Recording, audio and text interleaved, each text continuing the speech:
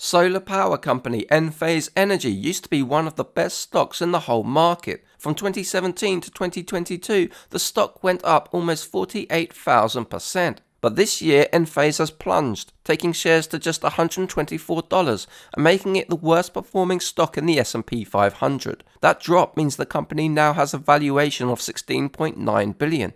It's got $1.8 billion of cash and investments and $1.2 billion of debt on the balance sheet, so the enterprise value is $16.3 billion. Revenue over the last 12 months is $2.8 billion, with $573 million of net income and $865 million of free cash flow. That means Enphase stock is now valued at 5.8 times revenue, 30 times earnings, or 19 times free cash flow.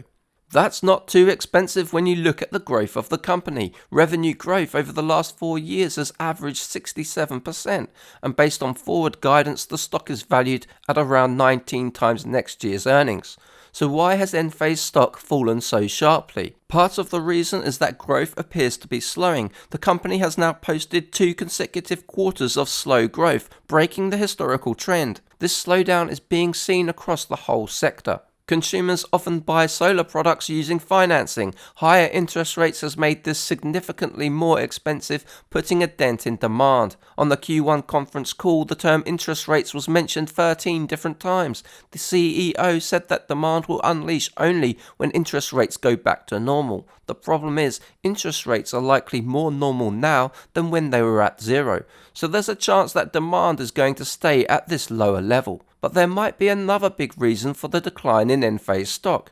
A white paper issued by Tesla at the beginning of the year argued that its solar inverter is cheaper and more effective than those from Enphase. And there's speculation that Enphase has been discounting its product to compete with Tesla, which will impact margins. A report by Barclays claims that Tesla has been taking market share, and this is largely due to its proficiency in batteries.